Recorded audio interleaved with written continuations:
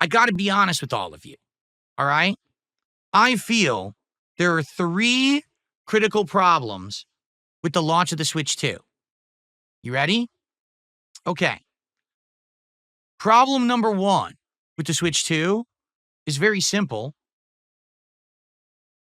These game improvement upgrades should be free. If you already own Zelda Breath of the Wild on the regular Switch, you should be able to download it and play it on your Switch 2 with full upgrades for free. I mean, this has been available on both Xbox and Sony consoles, where there's a previous version of the game, and then there's a performance boost if you play it on the next-gen console, and it's free. There are remasters that have released, and that's a different situation. This is not Breath of the Wild remastered.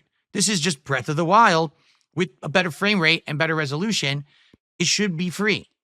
Nintendo shouldn't nickel and dime you for that. In fact, they don't have to.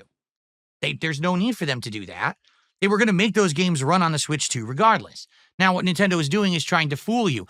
Oh, well, if you have the Nintendo Switch Online with the expansion pass, we'll just give it to you for free. That's not free. The expansion pass is incredibly limited. You get N64 games. You get, I think, some handheld games. You get the expansion for Animal Crossing, and you get the expansion for Mario Kart 8. That's the expansion pass. Most people don't need that. So what they're trying to do is they're trying to get more people to do the ongoing expansion pass with really no value added. This is the new value added, but it's really not. It could easily be free. Nintendo doesn't need to nickel and dime you for this, but they're doing it on purpose because they think they can. They think that you're a sucker and you're going to pay more to play this game you already played with slightly better improvements on graphics. That's not fair. I think that's absolutely underhanded and ridiculous. Okay? Number 2, Nintendo is trying to act like it's not a big deal, but it is, that you have to get a brand new micro SD express card to store games. This console only comes with 256 gigabytes of storage. Probably around 20 to 50 of that will be the operating system and apps and things to make it run. That means you only have around 200 gigs of storage for your games. And as I showed you, a game like Street Fighter 6, which isn't even that big of a game, is already over 50 gigabytes. So can you imagine when you start getting really big games on there? I mean, Mario Kart World alone sounds like it's going to be huge. Now imagine a game like the new Mario or an open world RPG. Those things could be in excess of 100 gigs. Are you going to only have 2 games on your Switch at once? Of course not. You're going to want to expand. But these micro SD cards, these express ones, are brand new tech and are way overpriced. $200 for 1 terabyte? I mean, what's the sweet spot of pricing? $100 for 512 gigabytes? Do you understand how overpriced that is? It's insane. And there was no reason for Nintendo to be in this situation except that they absolutely demanded that the console be portable and a home console at once. This is where Nintendo shot themselves in the foot. With the Switch 1, it never was intending to do 4K, 60 frames. They knew that their console was underpowered, so they sold it that way. It's a portable, but it's also a home console, but it's not meant to compete. Now, with the Switch 2, Nintendo is actually trying to compete. 4K graphics, 60 frames per second, VRR enabled. That's all well and good. But the problem is, your storage is a portable little memory card. You didn't think this through. You didn't flush out the idea. Instead, you just did some kind of a Band-Aid solution. Oh, we'll just use the faster memory card. But it's too expensive. Nintendo's supposed to be the budget console, right? $450 for the Switch 2, $500 to bundle it with Mario Kart. But if you have to tack on $100, $200 for a memory card, $100 plus for a controller and accessories, now you're spending $800, $900. That's not a budget-friendly option anymore. Right now, you could buy a PS5, you could buy an Xbox, and you could toss a ton of accessories, even external storage on there for the same price or cheaper than what Nintendo seems to be offering with the Switch 2. So they screwed this up. They absolutely screwed it up with the pricing of this memory card. All right? And now, number 3, the third biggest mistake that Nintendo has just made with the Switch 2. Ladies and gentlemen, the Switch 2 has No innovation. Zero. All right? I want you to think about the history of Nintendo consoles up to now, okay? The NES, bringing arcade quality games home. The SNES, storage on cartridges and a much improved controller. Nintendo 64, better graphics and the first ever thumbstick. GameCube, a portable console with mini discs and many new control features. The Wii, motion controls for the masses. The Wii U, a touchpad screen built into your controller. And the Switch, the first ever hybrid home console and portable system ever. What is the innovation in Switch 2? Game chat? The C button? We already have it. It's called Discord. It's called Xbox Live Chat. We already have these features. They're just through third parties, but we already have them.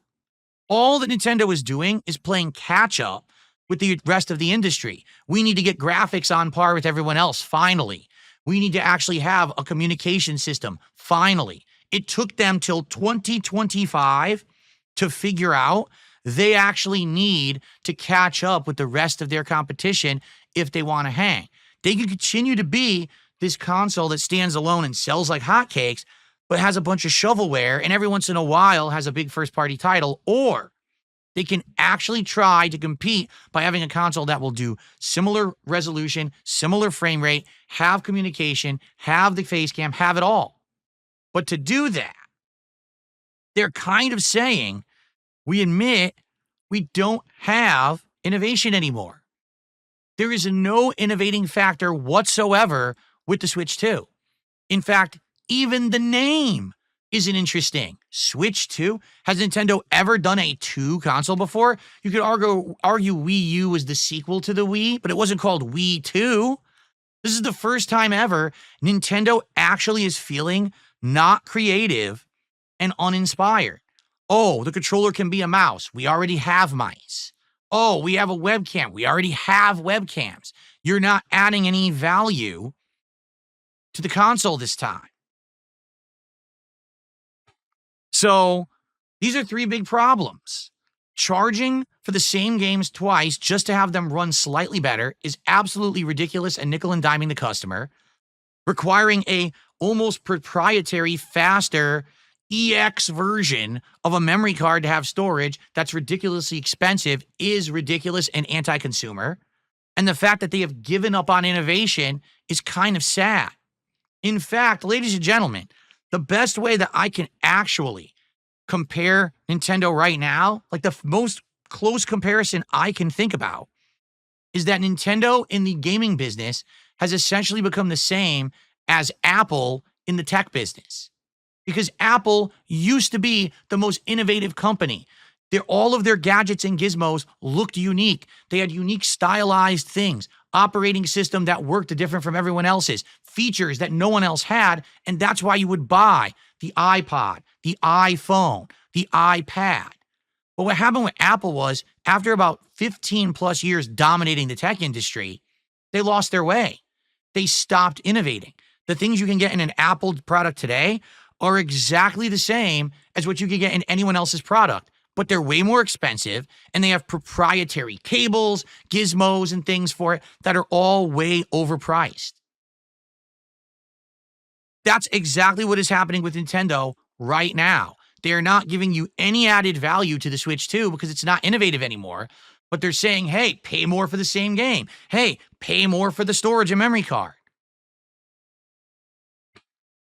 Will the industry carry it? Yes, because Nintendo has a following, a cult-like following of people who will follow them like the Pied Piper. Miyamoto pulls out his giant ocarina and starts playing, and everyone says, yes, Miyamoto-san, I must buy your amiibos. I must buy your overpriced controller that doesn't even work, like the Pro Controller, which was never actually fixed, and your drifting Joy-Cons. We must spend on Nintendo because we are part of the cult of Nintendo. People will line up in droves to buy the accessories and the games. They will pre-order the crap out of this console. This will be a sales dynamo in 2025. But we're not here to talk about sales success. We're here to talk about value. We're here to talk about games. We're here to talk about quality for the gamer and the consumer. From everything that I just saw, I saw some innovative stuff when it comes to the games. Mario Kart Tour looks really good. Donkey Kong Bonanza looks really good. And that's a good thing. I think what Nintendo really excels at is making great first-party games that innovate. That's what they need to focus on and continue to do. But for everything else, this just looks like a whole lot of noise and not a lot of substance. When we get this console on June 5th, what are we going to play? Mario Kart World. What are we going to play after that? Games we've already played. Until DK Bonanza comes out. And then what are we going to play after that? Nothing. Until maybe Metroid Prime 4 comes out. And then it's like, and what's going to happen, what it seems like, it's going to be just like the Switch.